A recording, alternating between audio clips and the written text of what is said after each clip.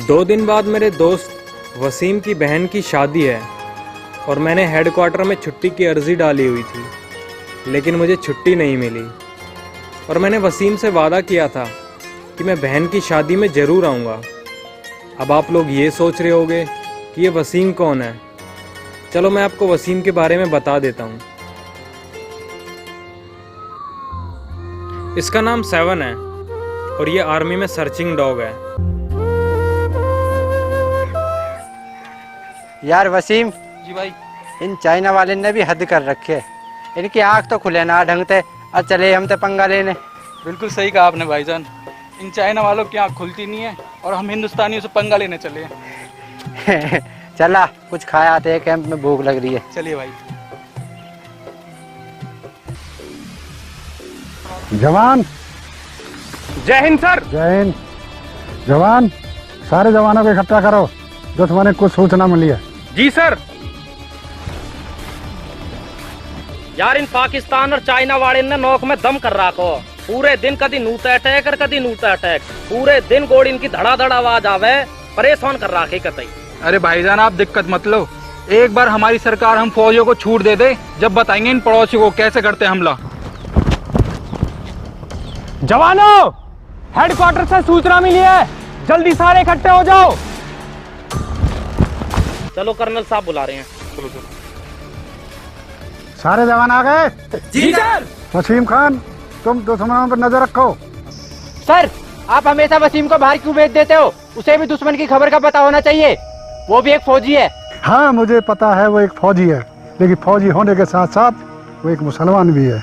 कब धोखा दे दे क्या पता। सर मुसलमान होने के साथ साथ वो एक सच्चा देशभक्त भी है। कर्नल मैं हूँ या तुम, जितना बोला जाए उतना काम करो। ठीक है सर। यहाँ पर जो भी बात होगी वसीम को कोई नहीं बताएगा। जी सर। अब मेरी बात सुनो। जी सर। मुझे कुछ दुश्मनों की खबर मिली है। कर्नल साहब ने हमें हेडक्वार्टर से आई सूचना के बारे में बताया और फिर हमें वापस ड्यूटी पर भेज दिया। यार इन चाइना वाले ने भी नाक में दम कर रखो, बहन और नाराज होगी। 5 साल हो गए रक्षाबंधन पर घर ना गयो। बहुत बढ़िया, हमारी तो बहन ही ना, हमारी बहन भी मुंह फुलाए बैठी है। 5 साल तो तेरी गए लिए, ये चाइना वाले हर बार अटैक कर दे, छुट्टी कैंसिल हो जा। अरे वसीम कैसे राजी हो रो, चले ना देखें। अरे खुश तो नजर आ रहा हो, आ पूछे। अरे वसीम कैसे खुश हो रहे हो भाई? बेगम से बात होगी का? खुशी की तो बात है भाईजान, छोटी बहन का निकाह तय हो गया है। अरे वाह, ये तो बहुत खुशी की बात है मेरे भाईजान।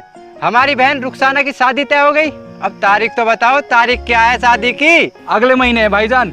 ठीक है मेरे भाई, पर आज ही हेडक्वार्टर में ना अपनी छुट्टी की अर्जी लगा दियो, कभी बहन की शादी में तो छुट्टी ना मिले। ठीक है भाईजान, मैं तो अर्जी लगा दूंगा, पर आप दोनों को भी लगानी है क्योंकि आप दोनों भी आ रहे हो मेरी बहन की शादी में। अरे वसीम कैसी बात कर रहा है? आना नहीं, आऊंगा। यार बहन की शादी में भाई ना हो, ऐसा हो सकता है क्या? क्यों भाई? सही बात है यार। अब तू तारीख बता, शादी की तारीख क्या है?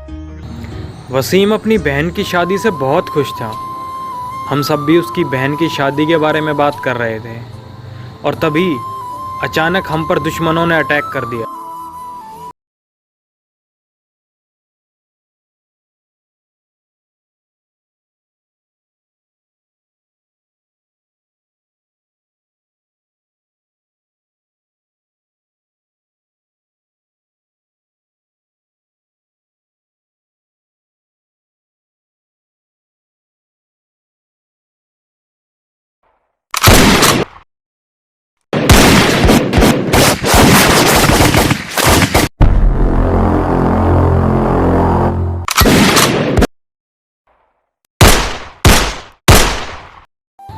अटैक में हमने दुश्मनों को तो मार गिराया, लेकिन हमारे कुछ फौजी भाई शहीद हो गए, जिनमें से एक वसीम भी था।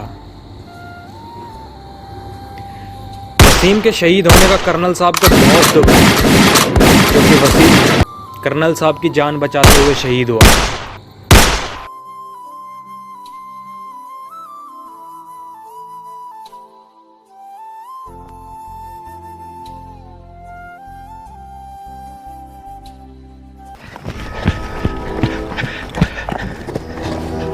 वसीम, वसीम। सर ये वही वसीम है जिसे आपने कभी फौजी माना ही नहीं, और आज आप इसी की वजह से जिंदा हो। सर आप कब समझोगे कोई भी फौजी शहीद होता है ना, वो हिंदू भी होता है, मुस्लिम भी होता है, सिख भी होता है और एक ईसाई भी होता है। आप समझोगे कब? हिंदू मुस्लिम सिख ईसाई हम सब भाई भाई हैं और हम सबसे ये देश है। लेकिन हमारे देश के कुछ गद्दारों ने ना हमारे दिमाग में ये मैल भर रखा है, वोटों के नाम पर, ऊंच नीच जाति धर्म के नाम पर हम एक दूसरे के, क्या कहूं सर आपसे,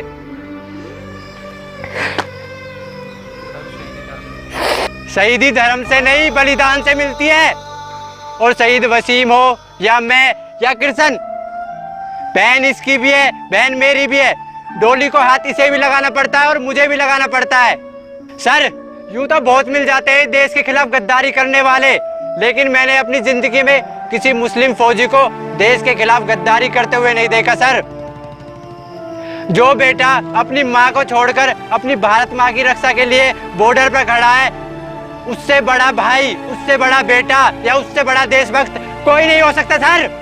सर जिसके सामने हमारा सर अपने आप झुक जाता है ना, उसे भगवान कहते हैं। और घर में जाने के बाद जिसे हमारी आंखें सबसे पहले ढूंढती है ना, उसे माँ कहते हैं।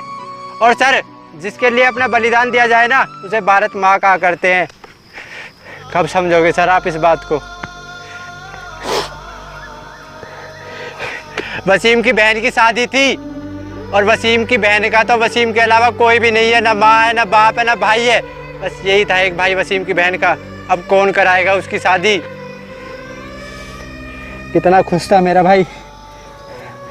मुझसे जाने अनजाने में बहुत बड़ी गलती हो गई। मैं एक कर्नल होकर इतनी बड़ी गलती कैसे कर सकता हूँ?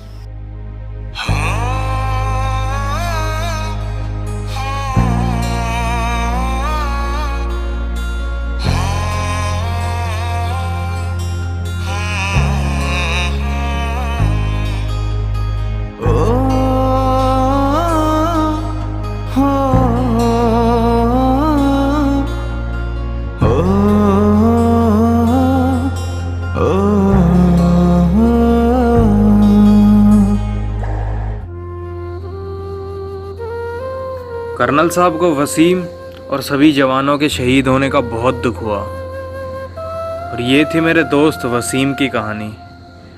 अब मैं ड्यूटी पर चलता हूँ, आगे आप खुद देख लीजिए।